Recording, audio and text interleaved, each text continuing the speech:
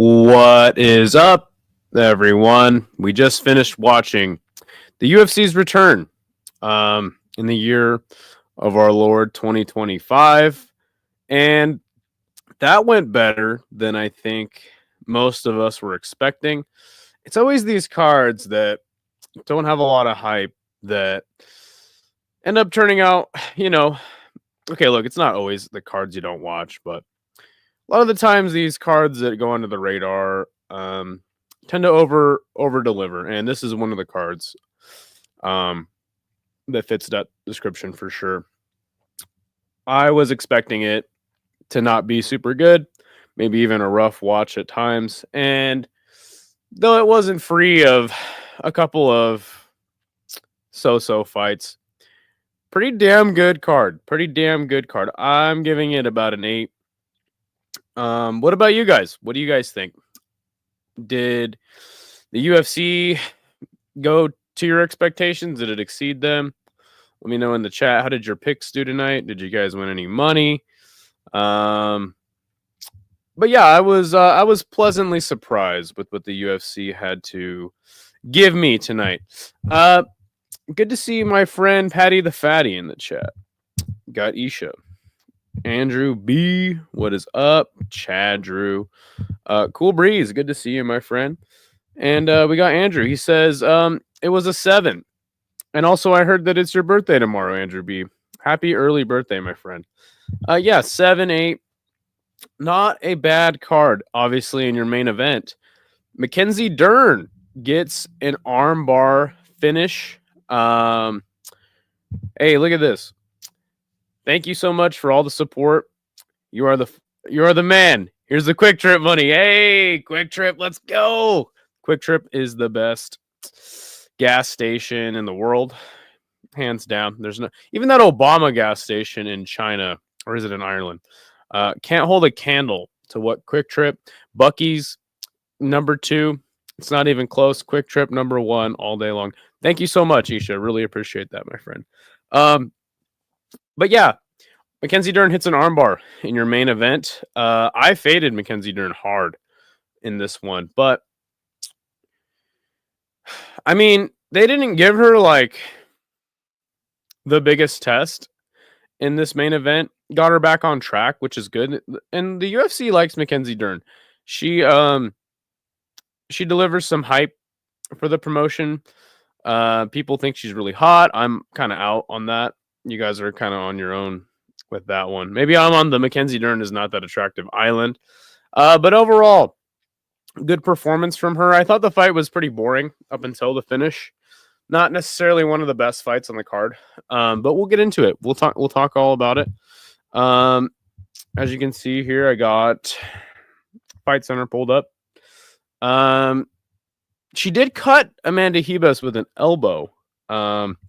Control time was relatively split between the two of them.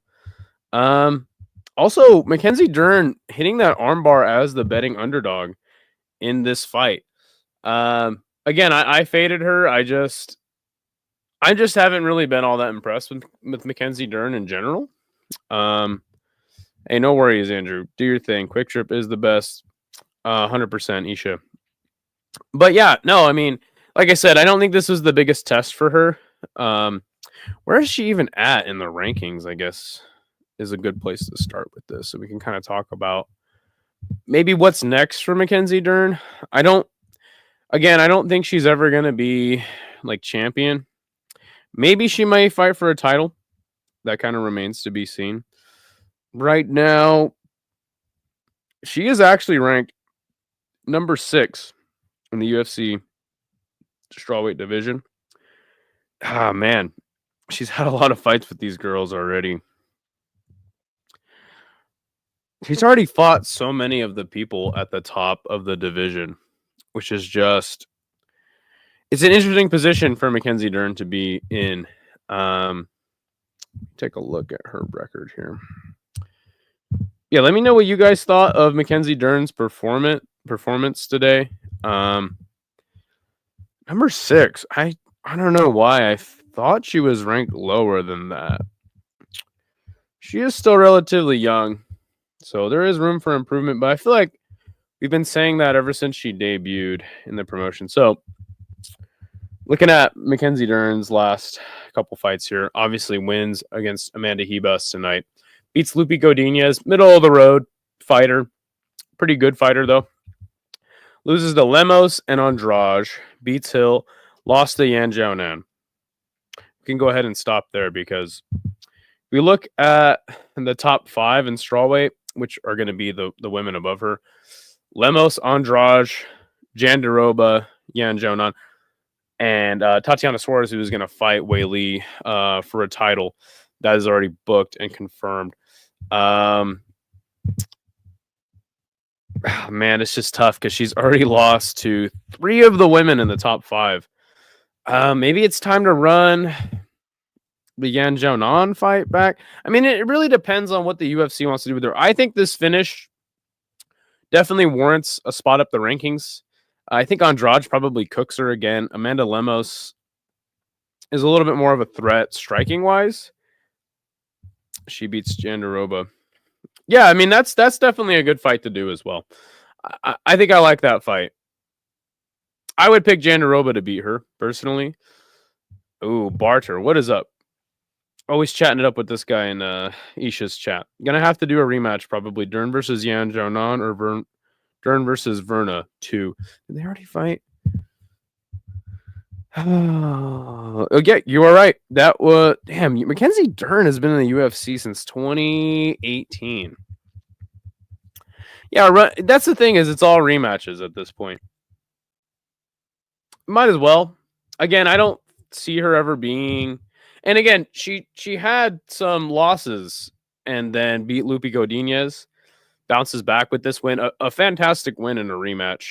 I don't know. I don't think Mackenzie Dern is championship level, personally. Amanda Ribas isn't either.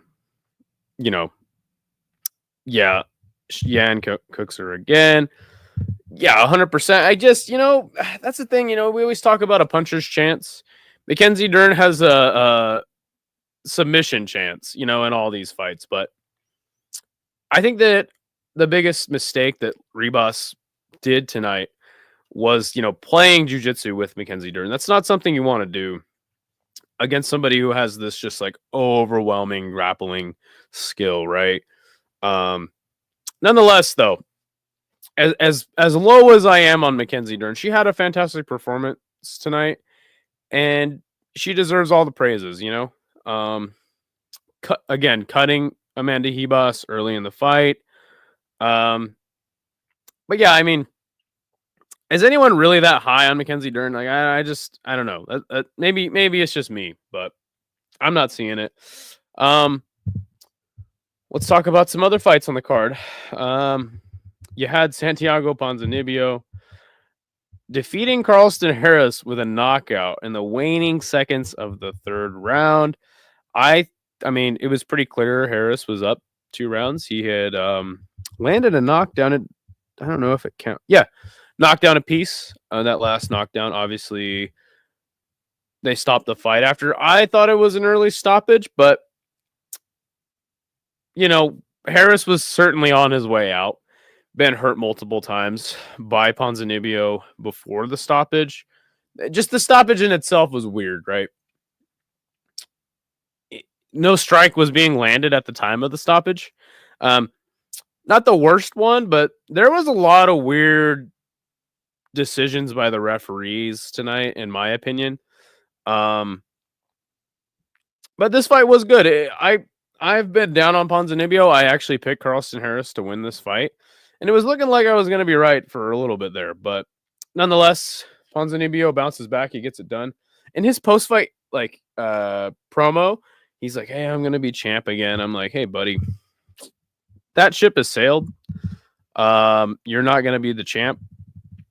But dude is always scrappy and in a fun fight, and he even said as much in his post-fight interview. He's like, "Hey, I don't want to be a boring fighter. I always want to go for the finish." So he's delivering on that, at least. As far as like what's next for Ponzinibbio, let me take a look at the rankings here. And again, I always use Tapology's rankings, especially when we're not talking about fighters in the top 10. Let's see here. Honestly, I was shocked that the way he came back. Very impressive from Ponzinibbio. He deserves a lot of credit. So they have him at 42 here on Tapology. Do you give him a fight up? Do you give him a fight down? Gunnar Nelson's always lingering around out there, about 36. Has he fought D-Rod yet? Let me see. That'd be a fun fight. But yeah, I mean, Carlson Harrison at 31. One of these guys already booked. Maybe you do him versus Chaos Williams, the two conquerors of Carlson Harris, right? 9-5 in picks, 2 UDs hit, but most importantly, the card was awesome. 100%, dude. Like I said, who had Ponzinibbio just like bouncing back after he looked? Like, he didn't really do a lot in those first 2 rounds. Kept it close, as you can see here on the striking numbers. 76 to 78 total strikes. Very close, actually. A lot of those strikes were coming. He was pouring it on Carlson Harris towards the end of the fight. Champion Samurai Fight House, maybe. Love Ponzi. He always brings it.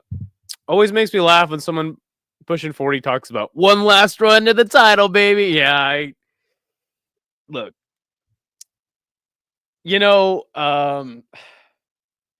Good for him that that's what he wants, but I feel like, when you're pushing 40, it's like you gotta start thinking about what you're gonna do when you are done fighting. I don't mind Gunner D-Rod options, honestly. Yeah. Again, because look, if Ponzinibbio wants to be the champ and he wants somebody like legit and up and coming, maybe you go a different direction. Maybe Chaos Williams. Maybe you run it back with Selikov, who's actually pretty highly ranked right now. There's Zaleski. But, realistically, he's on the tail end of his career, and you're going to want to do another vet versus vet fight. Did Hank survive the Rodriguez win? He did, and he's still here. He's still with us, God willing. But yeah, man, fantastic fight, regardless. These guys slugged it out, brought the heat, and Ponzinibbio came back from the brink, man. Fantastic win by him. We'll go to the next fight here. Cesar Almeida delivering the knockout of the year so far. And that's kind of a joke, but not really, because he flatlined Abdul Razak Al Hassan. Look, Abdul Razak Al Hassan is the best fighter, one of the best fighters in the world at losing. Okay.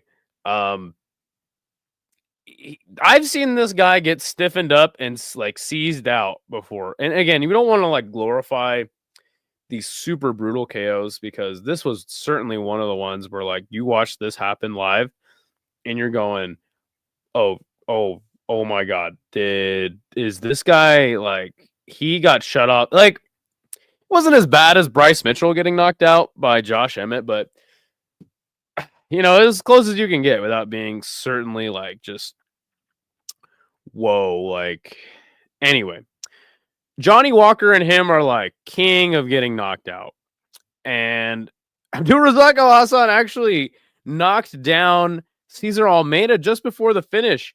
Yeah, exactly, as Isha says. Speaking of comebacks, this was certainly one of the ones of the card. And Cesar Almeida just flattens Abdul Razak Al Hassan, man. His post fights are amazing, but we need it. Yeah, like Abdul Razak Al Hassan recently had like a little speech where he went off on Izzy, and the guy can talk, but geez, dude, this guy gets viciously KO'd, and I say keep him around, give him some more fights where he get viciously KO'd, because he's like KO or bust. Or he's gonna, land some illegal strikes on Cody Brundage. So you never really know. He's a wild card in that one. Trying to find where Cesar Almeida is in these Tapology rankings. I had Cesar Almeida by decision because yeah, that's right. He fought Ihor Pateria, who fought on this card, and he couldn't knock him out. And I was like, bro, you can't knock out Ihor Pateria. Like, you ain't gonna knock out Abdul Razak Al Hassan. You know, and just kidding. He just viciously sleeps Abdul Razak Al Hassan. Fantastic knockout. You feel bad for Abdul. I'm gonna be checking my phone, checking Twitter, making sure this guy's all right. But incredible stuff from Cesar Almeida. And I think that's like kind of what he needed after having like a ho-hum performance against Ihor Pateria, damn near beating Roman Kopylov. This is exactly what he needed, in my opinion. With the Poetan left hook, 100%. He gets viciously KO'd. Let's keep him around. Exactly. Ihor is so trash, hurts to watch. I don't disrespect fighters often, but yeah, that guy, and we're going to talk about him. But Cesar Almeida, I feel like it doesn't matter what you do with him next. Just throw him in there with whoever. Let's see. Maybe you give him a fight with. Depends on what we want to see. You know, like, do we want to see him versus like a wrestler? Again, I guess we've kind of already seen that, but I mean, the guy isn't super young, so let's get him in there. Let's get him. You got Jacob Malkoun sitting about 34 on Tapology. Roman Kopylov now sitting at 26. How about Abus Magomedov for Cesar Almeida? That's my pick for his next fight. Give him Abus, somebody around 30-ish in middleweight. That'll be fine with me. Next fight, Chris Curtis. Speaking of Roman Kopylov, look, this fight was fantastic. I actually was concerned that this fight might not be as good because I was really high on this fight, but I was also like, there's a chance it could be Chris Curtis-y and middleweighty, where it's just like lackluster. But this fight was not that. Kopylov kind of out-volumed Chris Curtis in the first round. Chris Curtis was coming back. And I think like the striking discrepancy was like Chris Curtis was up like 10 or 20 shots by the second. And then in that third round, I could kind of already see like the frustration mounting on Chris Curtis in the way he was fighting. He was fighting very frustrated, having a harder time with Kopylov. And then he had actually gotten hurt a couple times before the stoppage. Wobbled by a few strikes. I wasn't super sure, but then by the time that kick came in from Kopylov, who is, by the way, so much faster than Chris Curtis, he goes down and the referee jumps in and stops it. It's in the thumbnail of today's video, but Chris Curtis was shocked. And I mean, there was a second left. He was going to lose the fight regardless. Roman Kopylov wasn't going in for anything crazy. So I don't agree with the stoppage necessarily, but I mean, he was hurt. He was hurt, and he was definitely down from that strike. If you got to imagine if there was like even 20 seconds left on the clock, like Chris Curtis gets knocked out pretty bad. But Chris Curtis does exactly what we thought he would do, lose this fight, and then he even cried. He actually visibly was crying, shedding tears in the post-fight portion of the card. And I don't know, man. I don't know what, like, I was joking around with somebody. I was like, GFL's a knockin'. Poor Chris Curtis, dude. Here's a guy that he loses close fights, controversial moments, that headbutt with Imavov. So it's tough. It's tough. And now he's on a 2-fight losing streak. So what do you do with Chris Curtis I think first we should talk about what do we do with Roman Kopylov. And it kind of sucks that Kopylov's performance here is like overshadowed by like Chris Curtis being a salty motherfucker. Oh, didn't mean to cuss, but there you go. We're monetized now. I gotta watch my language, but just being salty. But Kopylov did good. I mean, he got cut. This was a tough fight for both men. So Kopylov though, he's at 26. Chris Curtis was pretty high up the rankings, so you got to imagine he's getting a fight up the rankings as well. A lot of these guys are booked. Maybe you do Kopylov and Dolidze. That's my pick for the next fight. 2 guys on 2 fight winning streaks. Book it. Yeah, because you got Ikram Aliskerov versus Muniz coming up.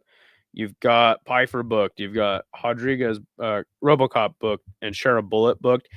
I think past that, I don't think he's going to get a fight that high up the rankings. What the heck has Jack Hermanson been up to since he beat Pfeiffer? That might be a good fight too. But nah, I like Dolidze versus Kopylov. Let me get that. As far as Curtis goes, I think he just needs to regroup. They'll give him a fight eventually. The guy's pretty active. Let's hit the chat here. I thought Curtis was finna wrestle. Yeah, I mean, you would have thought but that's how all Chris Curtis fights go, right? It's like a strongman contest. Like, we're gonna just sit here and throw strikes. First to go down or back up is gonna lose. 1-1 going into the third. Chris Curtis lost the third, but that 1 second TKO finish was so tough to watch, especially knowing like Chris Curtis and all the stuff he's been through in his career, right? Bro got dropped. Yeah, 100%. Sent the Gladiator link on Discord. You're probably already subbed to the channel. Yeah. I think I did, but thank you for that link. I'll drop it in here because there is more fights later on tonight. Actually, here in about 2 hours, maybe 3. From Japan, I think superior rule set. Curtis can go be PFL champion. I think he already tried that. It didn't work out so well. Are these paid Discords? So I believe that Isha's Discord is you have to become a member of his channel, and then you could even like cancel your subscription to his channel, and then you're in the Discord for good. But it's just called Gladiator something. I'll find it before the stream's over, Shiloh, and I'll drop it for you, my friend. Give Dolidze Curtis. Easy win for Curtis. Whoa, dude, I like Dolidze. Maybe I'm the only one, but let's move on to the next fight. The next fight was C-Rod versus Austin Bashi. I was up on this one. 23 fight prelim starting soon. Main portion starts at midnight. Holy crap. Okay, well, once this show is wrapped up, I'm sending everybody over to you, and we're getting this done. Terpy Buds, what's up? He says, God bless UFC 311. Damn straight. I wonder if they're going to change the location of that show. But good to see you in the chat, man. Austin Bashi versus C-Rod. I was correctly saying that, hey, you know what? C-Rod, I know people don't like him. He's shown me enough that I think he's going to win this fight. So I did pick C-Rod in this fight. Austin Bashi, this kid can wrestle like no other. This kid is relentless with his wrestling too. Look at that. Almost 6 minutes of control time. But he just didn't do enough with it. He had some submission attempts. Officially credited with none, which is interesting, but I guess there wasn't like a full-on submission attempt. He was trying to get that rear naked choke from the backpack, but Austin Bashi looks every bit of 23 years old fighting in the UFC, and they had introduced C-Rod as their prospect killer. That is holding true, man. This was a very intriguing fight for me because watching C-Rod deal with the grappling of Bashi and then Bashi just still on him, just coming at him, no diddy, with everything he had for as long as the fight lasted. But again, you know, Bashi just looks like a wrestler who is underdeveloped in the striking. Has a lot of parallels to Mackenzie Dern, actually. But also, he's kind of small for the weight class, right? Wasn't able to muscle C-Rod around.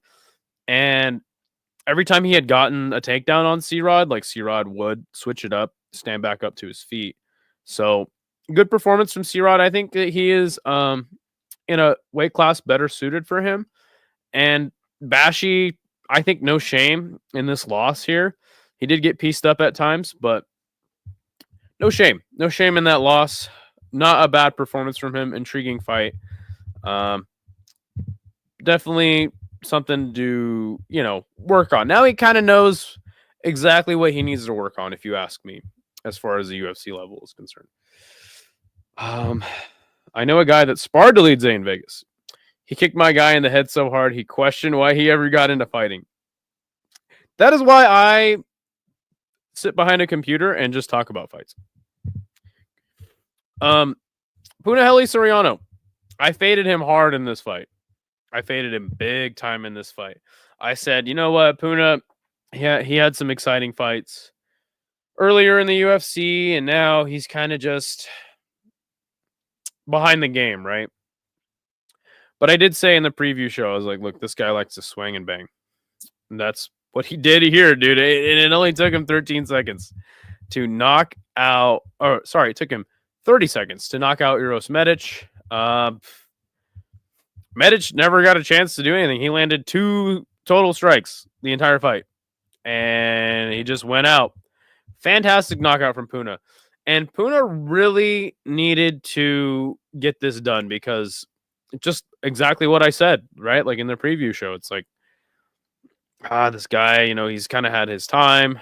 Never really was like a star, but he's had his time to shine, and it's kind of over. And now we're going to build some prospects off of him. But no, it just goes to show you that guys with power, like, they're always a threat in a fight, especially if you're willing to exchange with them. Puna gets a nice finish there. Jose Johnson. He gets subbed by Felipe Boons. Again, another one I was completely wrong about. Boons goes in there, makes quick work of Johnson, gets that armbar done in 2 minutes of the first round. A lot of people don't like Johnson because he is a 6 foot tall flyweight, but good for Boons. He took the gloves off. Can anyone confirm that he retired or he didn't at the end of the fight? Fantastic win there. So we got, so far that's, check this out. We got a submission in the main event. We got a knockout in the co-main. Knockout by Cesar Almeida. Knockout from Kopylov. Decision with C-Rod in a pretty interesting fight. Knockout by Soriano. And a submission by Boons. And Marco Tulio knocked out everybody's favorite fighter, Ihor Potieria. You got to feel bad for Ihor Potieria a little bit, right? Because, we never asked for him to be in the UFC or be anything, and the UFC just keeps booking him.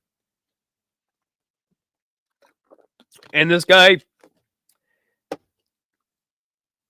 he won that one fight. Good for him. But he just keeps getting viciously finished. And here's another case of that. Marco Tulio did good. He did kick Ihor in the balls pretty hard. I thought the fight was actually going to be stopped. But nope. Ihor said, no, I'm going to keep fighting. I'm going to embarrass myself further. Look what happened because of that,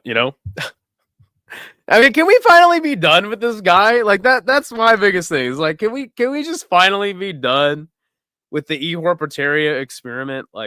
Have we just damaged this man's brand enough? Can he go to GFL or seriously, what is the point of having this guy on the roster still at this point? I don't get it. Marco Tulio looks good though. Good win for him. Moises defeats Trey Ogden. Moises looked all right. Not bad. Not too much to say here, really. Moises, look at this. It says that Trey Ogden landed 26 or 30 more strikes. I thought it was pretty back and forth. But no, really, this is what won Moises the fight was the control time. And it was that third round when Ogden went for a takedown on Moises. I thought it was 1-1 heading into the third, and then Ogden goes for a takedown. Moises reverses it and just gets back to work. So good win for Moises. A lot of people had him losing this fight. He was the favorite officially, but I had picked Moises. I kind of was up on this one. Jacob B. Smith, Jacob B, not Jacob. Smith gets a quick knockout on Preston Parsons.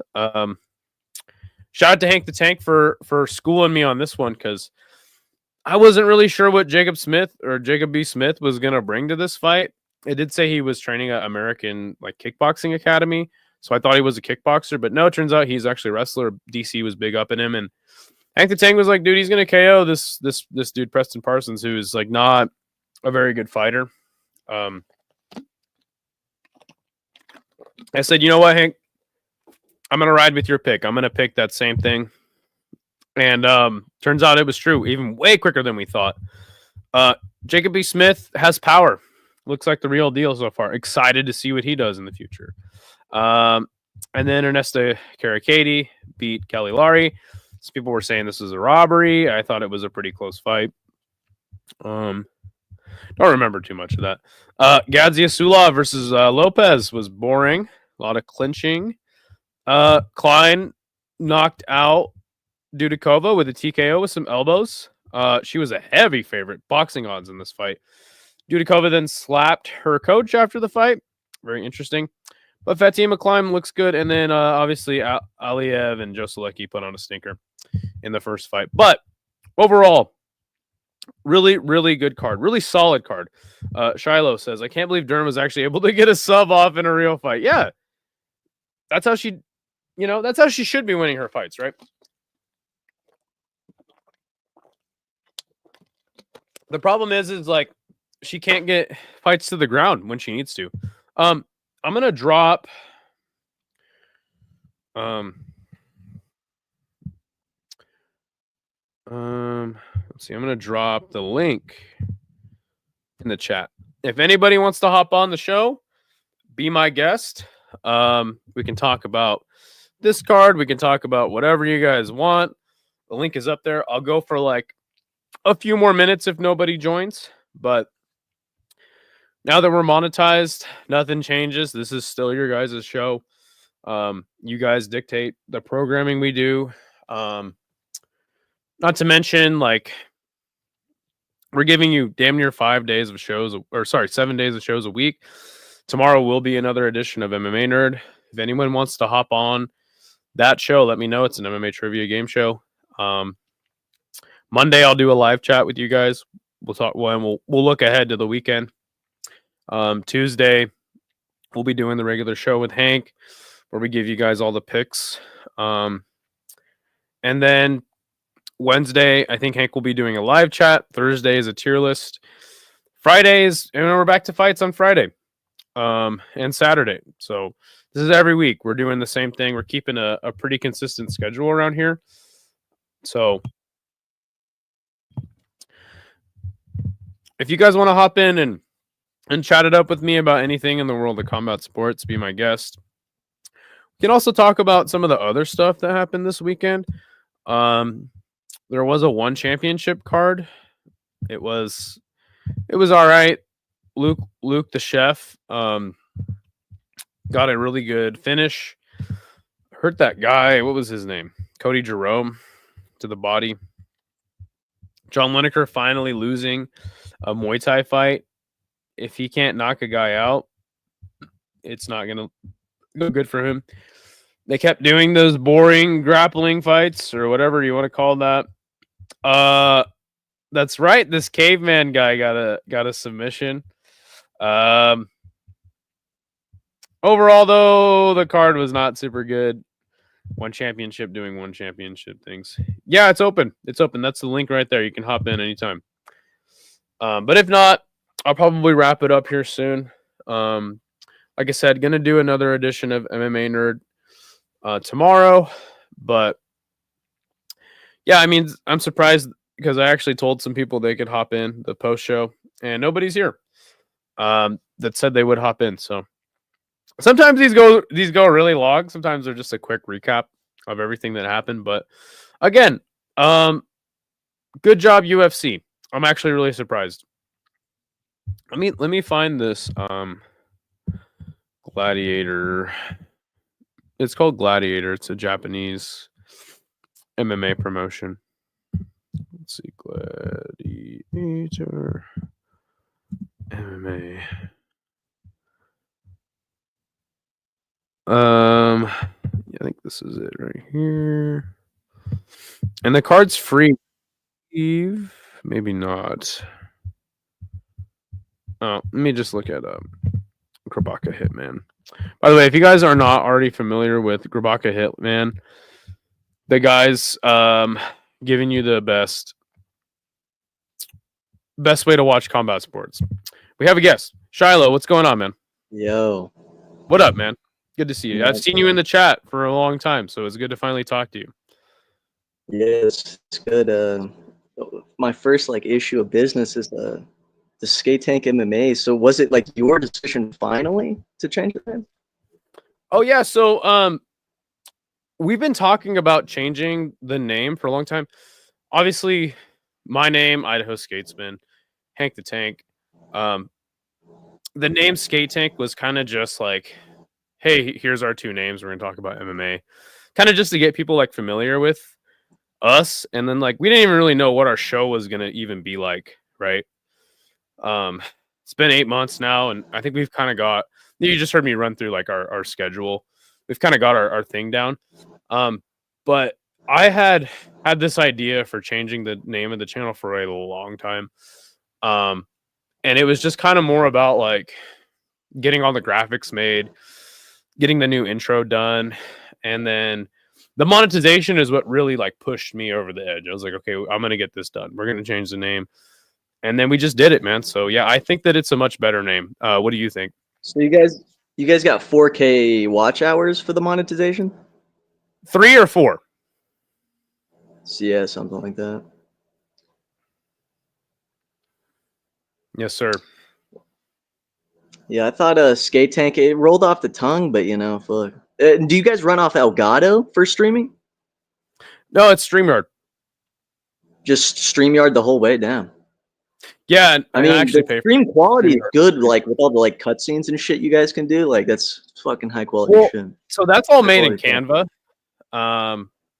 Yeah, well, actually, Hank made the first. I think he made the first intro in iMovie.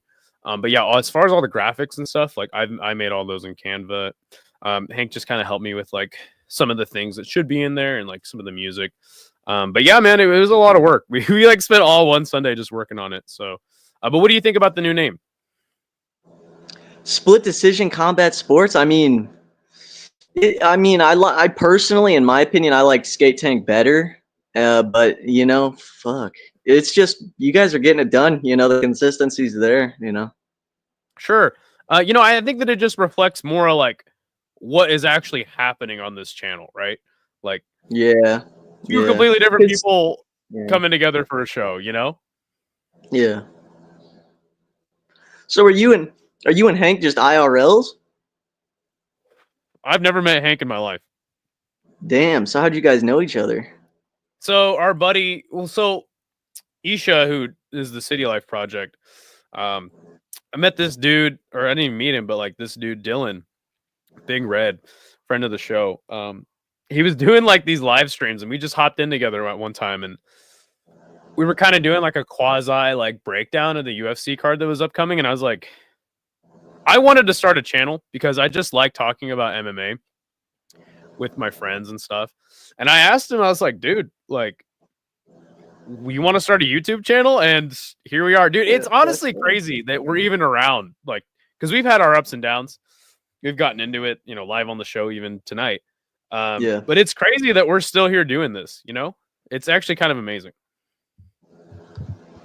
Yeah, dude, I fuck with your guys' channel heavy, because especially in the MMA YouTube, I used to watch some other guys, they got exposed for doing some weird stuff.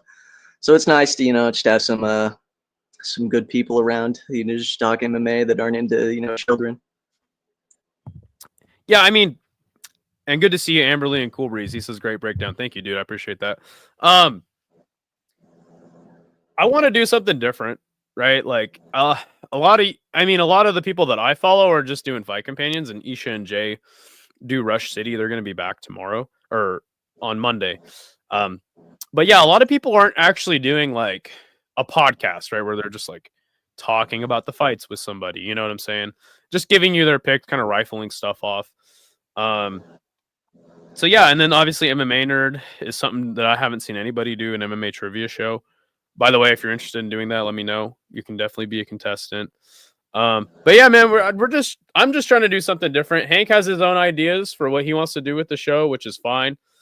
And it's growing his own audience, which is sick. So like, yeah, I mean, we're giving like 7 days of shows a week, and not a lot of people are doing that. So I appreciate hearing it from a fan, you know what I'm saying? Somebody that's just like, hey, I like what you guys are doing. So I really appreciate that, Shiloh.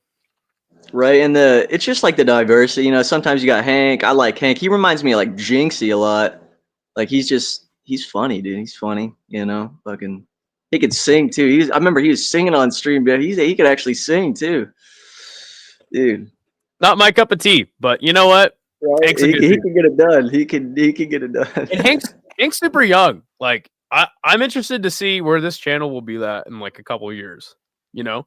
Yeah, right. Like it's just consistency what you guys have, dude. Which I'm excited to see where this can go too. Because I've seen a bunch of channels, dude, like grow from nothing to like something that I've seen channels like start at, like I've subbed to, like some people at like about 1,000 subs. They're sitting at like 20, 25 right now. That's cool. Yeah, I mean, and that's the big thing too, is like Hank's committed, Oh, Hank right? can sing. Yeah, 100%. Well, Yeah, can he sing? What can he sing? You know, is the question. Two Sith Lords talking MMA. Damn straight. Come to the dark side of split decision combat sports. But yeah, man, Shiloh, what'd you think about the card tonight? Dude, I mean, I tuned out after the Kopilov, and I was just kind of like pulling it up on my phone after Kopilov, but it was a solid card. A lot more finishes than I thought were going to happen, because on my Tapology, I think I only predicted maybe like 2 or 3 finishes, and there was a lot more. So can't complain about, the first fight night of the year. 100%. Speaking of which, you did join the Rush Hour Tapology league. Let's check how you did, because my dumbass forgot to save my picks, but I did officially beat Hank. Dude. This is the first time I put a pick since like October or something. Okay. Let's see. Amberly says it was a great card. Hell yeah. It exceeded, I think, everybody's expectations, which is what you want, right? Really. Let's pull this up here. So let's see. And so I actually keep track of who wins on this. At the end of the year, there used to be a cash prize, but there was so many draws and it made it weird that I think he's just going to give out some merch. You did 12th. Yeah, which you got 8 out of 14 right. So good work there. Ganskow winning, good friend of the channel as well. Sean Moody actually did 8th. We are always disappointed in ourselves when Sean Moody beats us. Look at that. Hank had a bad night, but still got 7 out of 14 correct. I think that, like, in my opinion, like if you're getting 50-50 or you're getting like one more right than wrong, like you're killing it. That's like how you can be like making money off betting, right? As if you're like 60%. So anything over 60% is damn good. Yeah. Dude, Amberly, you should join betting's the Rush weird. Hour. I don't like betting. No, I tried. I had a Bet Online AG account. Threw $100 in there. Got up to 250, and I was like, dude, I am a genius. I'm a genius at betting. And then through the course of like the next week and a half, I lost all of that money. So I was like, yeah, you know what? I'm not betting. I'm just making picks on Tapology. Yeah, that's how I do it, dude. Last year, there's this app. They give you like free dollars that you can collect every day. And I ran those free dollars. I ran all those free dollars. I ran it to 1,800. $1,800 and ended up losing it all. And I've been heartbroken ever since. Heartbroken, dude. That's why I don't want to bet anymore. It makes Like, you salty because you do good and then you're like, oh, dude, I can do this. And then you get riskier with your gambling. You get serious, riskier. and then that's You get desensitized to the amount you're betting, and yeah. 100%. But yeah, man. Anything else you want to say? Good, bad, or indifferent in the world of combat sports? No, dude. Just keep these StreamYards going. I'd like to hop up on these every now and then, but appreciate you letting me hop up on here to speak. You and everybody is always welcome on the post shows. 100%. Always can join in, and we can talk about whatever you guys want. I just like to run off the card and then give the people just a chance to talk about whatever they want to. So. But it was good hopping on here. I'm gonna get back in chat. Do your thing, man. MMA Nerd on Sunday. If you want to join, let me know. Are you in contact with Hank, like in Discord? Let me know in the chat. But yeah, that's the group right there for Tapology. I'm gonna throw this link back in the chat if anybody else feels like hopping on. Good to talk with Shiloh, dude. That guy is really chill. And most people are chill. You find out. But yeah, man, really good card. Amberly, there's the link for the Tapology group. If you want to join, a lot of people from City Life are in that one as well. So it's not just exclusive to Rush Hour. Some people are on there that literally never come on the show. So that's why we've had to change it. I think last year we changed the group just so we could have like current people that are actually making picks. There was like almost 100 people in there at one point, and I think we got like 60. How many people are actually in this thing? I mean, tonight like 30 people made picks, so always good to see where you're at. And I mean, the worst person picked 6 out of 14 correct, so not a bad pick'em group to be in. Full of some real tough competitors. I just want to find this gladiator thing because that's gonna start really soon. Some more MMA from Japan tonight. Let's see, where's it at? Here it is, right here. It's free on YouTube.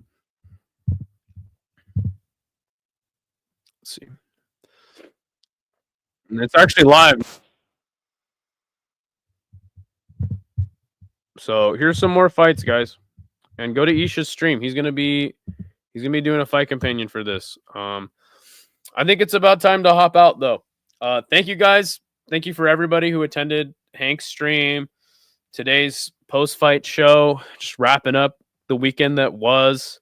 I don't think we're gonna do a recap show anymore, just because we already got so much content.